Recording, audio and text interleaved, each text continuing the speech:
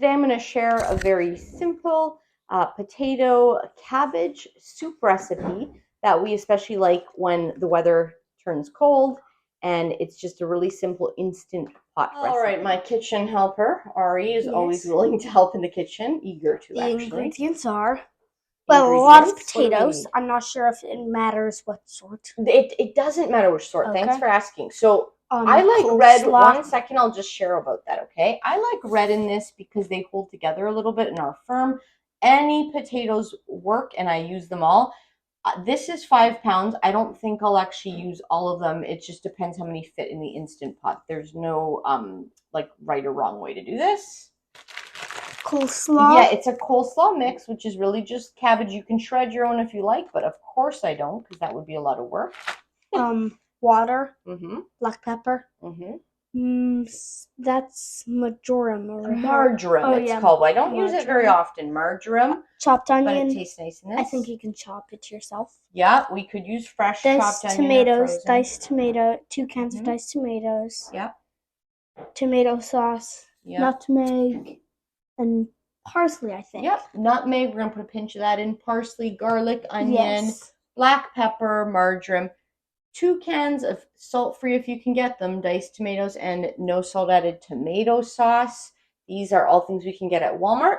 You can feel free to mix up the herbs if you don't have them. I don't always have marjoram, and then I'll sometimes put in like basil or oregano can work well too, whatever you like. And the nutmeg is just a pinch. You can omit that if you don't like it. I often use a bag of frozen onions or even fresh sliced ones, but I don't have any on hand right now. Let's get started. Ari, the first thing we need to do is pour that water into the pot. This is about a cup of water. This is just to help make sure the potatoes steam well and are nicely cooked, just to cover the pot so it doesn't burn. And then the next thing we're going to do is we're going to chop up those potatoes just into rough cubes, and they're going to be the first thing we put in the pot. Just to give you an idea of size, I do this really, really roughly, something like cut it in half. And then I'm going for like roughly uniform size, just sort of bite-sized shapes. That's about it. All right, so this is what I have left. I filled it to about there. This might have been a little aggressive. I could have probably done 1 or 2 less. What we're going to do now is actually just put the spices in. So I like putting the spices in next because I find they still mix really nicely into the flavor. It sort of cooks in layers, so I like doing it next. I'm going to add about 1 to 1.5 teaspoons of marjoram. And obviously, I'm not even using a measuring spoon. I'm just eyeballing it. But this is a lot of the flavor, and it's pretty mellow, I find. Marjoram is not very strong, so I tend to add quite a lot. I also do a good amount of parsley, because same thing. I don't find it overwhelming ever, and it just adds nice freshness to it. Any of this could be fresh, and it would taste even better. Lots of dried onion. Ridiculous amount, probably 1 or 2 tablespoons. Like I said, I actually often add fresh or frozen. In this, frozen makes it really easy. Maybe a 1/4 teaspoon of black pepper, a good amount of garlic as well, because we like that. Maybe 1/2 teaspoon or so, all to taste. A teeny tiny little pinch, hopefully that's all that comes out here, of nutmeg. It just adds this tiny little bit of nice kind of, I don't know, sweetness maybe to it. And now we're going to put in our cabbage. Yeah, so I probably did overdo the potatoes. I think it's going to be okay, but I'm going to pack this down as best I can. I did put the whole bag in. It cooks down fairly quickly once it's coming to pressure, so I think we're going to be okay, but you should probably do fewer potatoes than I did.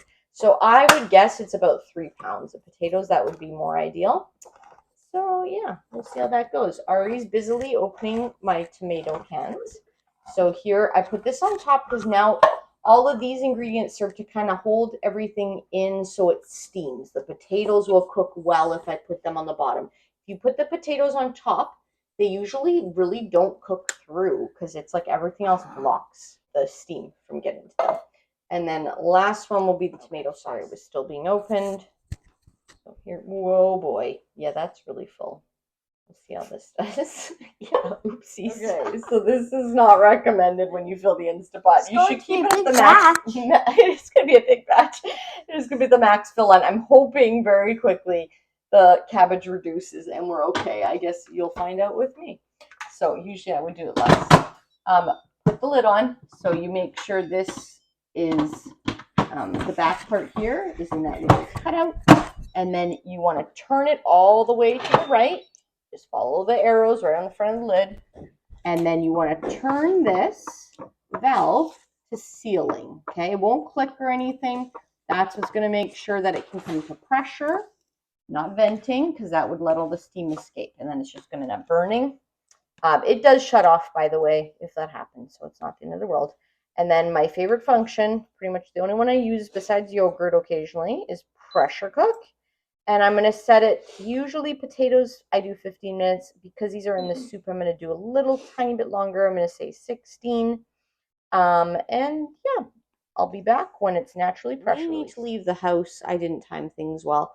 And I always pretty much let this naturally pressure release. But I think it's going to be fine if I force it. So it's released for about probably 15 minutes so far. I'm actually going to just show you how I go about doing this if I ever do need to force pressure release. I don't love doing it. Kind of like lets out a crazy jet of steam, but need to right now. So I put my hand way over here because the steam is going to shoot out really rapidly and can burn you. So then I just flick it like that. You can see it zooming out there, I think. And then I take a tea towel and just dish towel and just kind of cover it a little bit to diffuse it so that it doesn't kill my cupboards. Or you can pull it out. Like I said, I barely ever do this. I just time it, and it could have sat in here till we get home and it would have been just fine. But we're getting home really late tonight, and I know I'm going to be tired, and I don't want to deal with having to scoop things out at that point. So I'm just going to let it finish up here until it releases. Okie dokie, it's done. Took like maybe 3 minutes to fully pressure release. I don't know. I didn't time it. And there we go. And look at that. Despite my crazy overfilling, other than making a bit of a mess on the top of the pot here, it worked. I love the Instant Pot. It's so forgiving. And it's kind of hard to stir in here because I packed it so full. But I try to give it a good mix. And you can see, like, again, we love stuff super soft. So you could definitely do it for less time. I don't know, though. I do find that we cook things quite a lot in the Instant Pot. Not that different than we would with stovetop. So your mileage may vary. Do it to your liking. Experiment. And this is, it actually smells delicious. Turned out really, really nicely. And everyone loves this. It's just a kind of very neutral soup. So I've showed you this before. Basically, I just take this soup once it's well mixed, relatively well mixed, and I fill up these little Pyrex containers, and then I let them fully cool and put them in the fridge, whatever, at least whatever we don't eat fresh. We usually eat some of this fresh. But I'll fill as many as I can to about there. So then we can all just, they stack really nicely in the fridge, and we all just grab whatever we want from the fridge whenever we're hungry, and we can just conveniently reheat them right in this container. And that is how we keep things simple in our house. We can all eat when we're hungry, and I try to keep a good variety in the fridge. This will make a good number of containers because I filled it up so much. I do also have an 8-quart Instapot. This was done in the 6-quart, and that might have been smarter because then I actually could have gotten away with making this big batch or even using all 5 pounds of potatoes. I hope you enjoyed this recipe.